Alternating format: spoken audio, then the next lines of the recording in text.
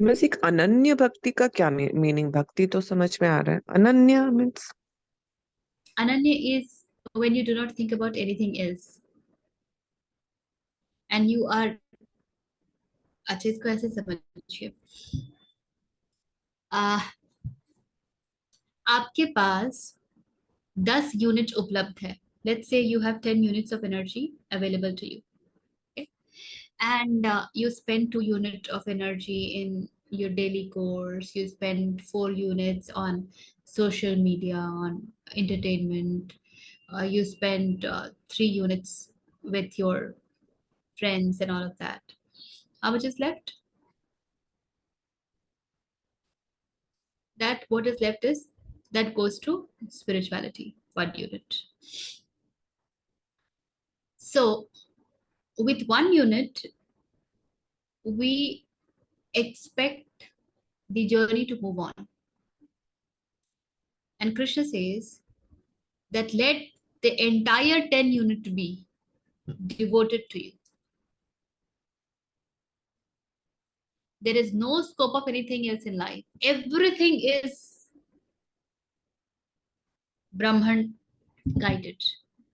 So even when you are in your daily course, can you make it spiritual? You know that गुण है, शरीर है, तो वो अपने कार्य करेंगे, वो आपसे मांगेंगे कि भाई भोजन का प्रबंध तो करना पड़ेगा, स्नान तो करना पड़ेगा, वगैरह वगैरह. किंतु क्या वो सारे कार्य भी आप कृष्ण को याद करके कर सकते हैं? So then your entire 10 unit of energy is actually devoted towards Krishna or the Purna.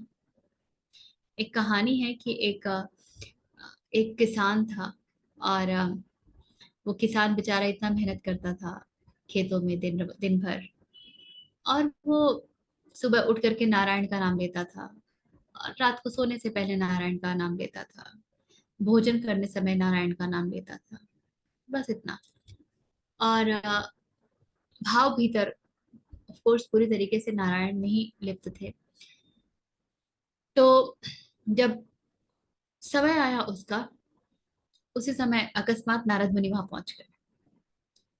चर्चा हो रही थी कि इस व्यक्ति को स्वर्ग में स्थान दिया जाए या नहीं दिया जाए. तो नारायण ने कहा बिल्कुल, ये तो बिल्कुल स्वर्ग का भागी है. तो नारद जी ने कहा कैसे प्रभु, ये तो दिन भर में 4 से 5 बार आपका नाम ही ले पाता है, अनन्य भक्ति तो है ही नहीं उसमें, फिर कैसे वो स्वर्ग का भागी है? तो नारायण मुस्कुराए, उन्होंने कहा अच्छा नारद, मेरे एक काम करोगे? जी प्रभु. तो ये लो एक तेल भरा हुआ पात्र है, इसको लेके तुम्हें पृथ्वी की का पूरा एक चक्कर लगाना है, नहीं ब्रह्मांड का एक चक्कर लगाना है. जी प्रभु. किंतु ध्यान रहे नारद, इसमें से एक बूंद तेल भी नीचे गिरने ना पाए. नारद चक्कर लगाने चले गए. अब ध्यान तो उनका सारा तेल पर, एक बार भी नहीं गिरना चाहिए. चक्कर लगा है? पूछा नारायण ने. चक्कर लगा है? जी प्रभु लगाया. अच्छा, इस पूरे समय में तुमने मेरा नाम कितने समय लिया? तो नारायण कहते हैं तो नारद कहते हैं कि जी मेरा ध्यान तो पूरी तरीके से तेल को बचाने में था. तो नारायण मुस्कुराए, कहते हैं कि जिस प्रकार मैंने तुम्हें ये कार्य दिया कि तुम ब्रह्मांड का चक्कर लगा के आओ और तेल का एक बूंद भी ना गिरे, तो तुम्हें क्या लगता है कि उस किसान के जीवन में जो भी कार्यभार है वो उसे किसने दिया? मेरे कार्य, मेरे द्वारा दिए गए कार्य को निभाने के पश्चात भी वो मेरा नाम लेना नहीं भूलता है और पूरी भक्ति से, तो क्या उसे स्वर्ग में जगह नहीं मिलनी चाहिए? So it is not that you are not supposed to do your worldly jobs. What is important is how do you perform the duties? What is your state of mind? Is it immersed in devotion and you still do everything that is needed?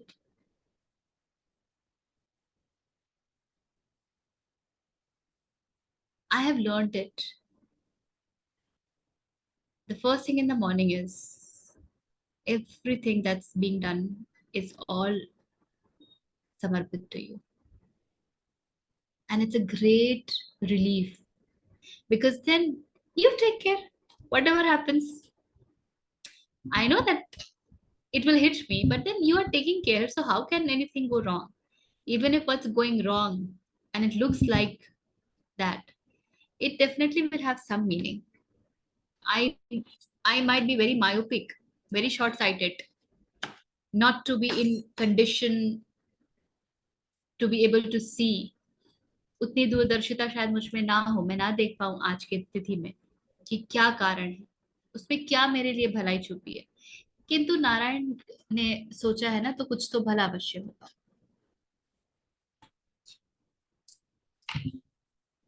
So this is Ananya Bhakti. When you are, whatever you do, it's for him. It's guided by him. It's because of him. There is nothing that you do because you have to do it. करता भावना यूं खिड़की से बाहर, and it's very beautiful to experience. Then you can consciously release every challenge that you are contracting. You could say, this also is given by him. So if he has given that to this to me, this is also prasad ना, ये भी तो प्रसाद है। ये जो कठिनाई नारायण ने मुझे दी है, तो मैं इसकी अवहेलना कैसे कर दूं, मैं इसे बुरा भला कैसे कह दूं? क्योंकि प्रसाद में कौन सा आशीर्वाद है, ये तो समय ही बताएगा ना। क्योंकि मैं तो समय का एक टुकड़ा देखती हूँ, मुझे पूरा समय का तो ज्ञान है नहीं, मैं तो समय के पार हूं नहीं। समझ आ रही है बात? तो अनन्य is when you're totally into that, whatever you do is guided by him. So Brahma is all that exists. Brahman is all that exists.